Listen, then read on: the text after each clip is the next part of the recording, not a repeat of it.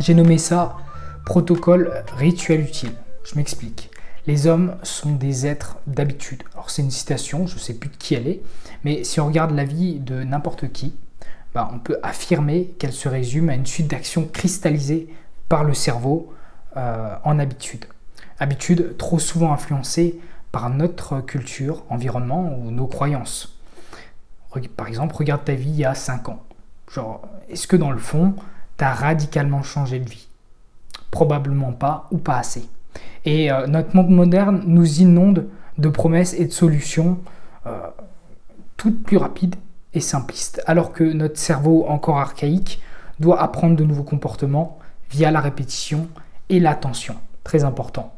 Ce processus d'apprentissage ancré en nous est aujourd'hui rendu obsolète par Netflix, les réseaux sociaux, TikTok, tout ce qui est dopaminergique à fond, quoi. Parce que ajouter une nouvelle habitude, c'est égal à apprendre un nouveau comportement. Et pour apprendre un nouveau comportement, il faut dépenser de l'énergie, sous forme de ressources caloriques, par exemple.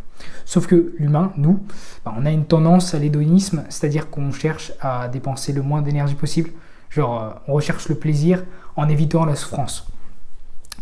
Et du coup, c'est la raison pour laquelle les bonnes résolutions, elles durent 3 jours. Ça nous fait chier, en fait. Alors, comment avoir des résultats tangibles, finalement, concrets? Ce qu'il faut, c'est ajouter des habitudes utiles, d'où le nom, rituel utile, et de manière indolore à notre quotidien mental. Je m'explique. Comme vu précédemment, ajouter une nouvelle habitude, c'est apprendre.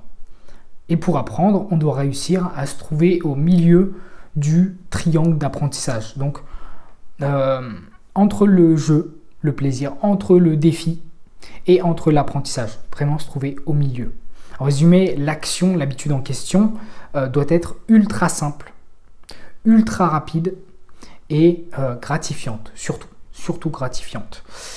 Pour ce faire, on commence par identifier une action utile, en l'occurrence faire du sport par exemple.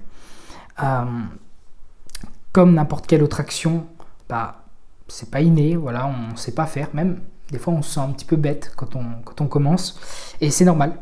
Et justement, sans réelle motivation derrière, on arrête. Et c'est frustrant. C'est frustrant. Voilà. Donc après de nombreux tests et recherches, voilà, ma conclusion, c'est qu'il est possible de découper n'importe quelle action en micro-actions.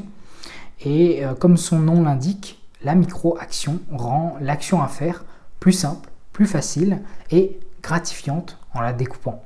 Ah oui. Venons-en à la mise à jour de ton logiciel mental. Les micro-actions dépendent de l'objectif visé, mais le processus, lui, ne change pas, si tu veux. Mes recherches m'ont amené à créer un protocole optimisé basé sur notre processus organique. Bon, c'est un peu des mots, voilà, mais l'idée, c'est d'identifier puis de noter ses habitudes, un peu comme dans un journal. Voilà, on va regarder dans sa journée ce qu'on fait le matin, ce qu'on fait le soir. Souvent, ça se répète. Ça, on peut le noter.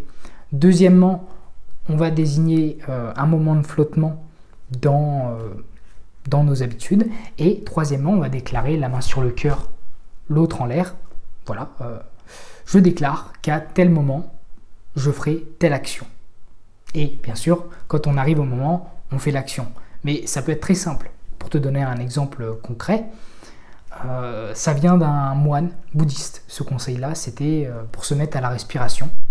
Et le gars conseillait de faire une respiration. Genre, prendre une inspiration par jour.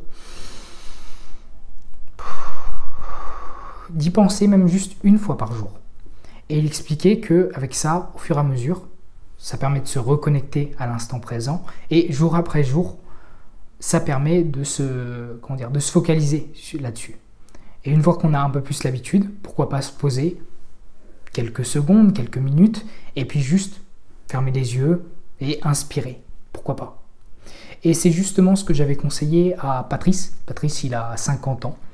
Et il est un peu en surpoids. Je crois qu'il est à 90 kg pour 1m80, 1m90. 1m80, je crois. Bref, il est un petit peu en surpoids. Et je lui avais justement conseillé de faire ça. Donc pas de se mettre au sport, de faire des pompes, des tractions, d'aller à la salle. C'est pas son truc à Patrice. Hein, c'est pas son truc. Vous voyez un peu le genre, quoi. Et du coup, je lui ai conseillé de faire quelque chose de bon pour lui. À l'époque, c'était des étirements pour son dos. Quelque chose de simple, juste un étirement à un moment donné pendant 10 secondes, histoire de respirer. Et il a commencé à faire ça et il a réussi à intégrer cette nouvelle habitude dans son quotidien. Ça, c'est génial. Voilà la puissance. Sur ce, je te laisse là-dessus. N'hésite pas à te remater la vidéo.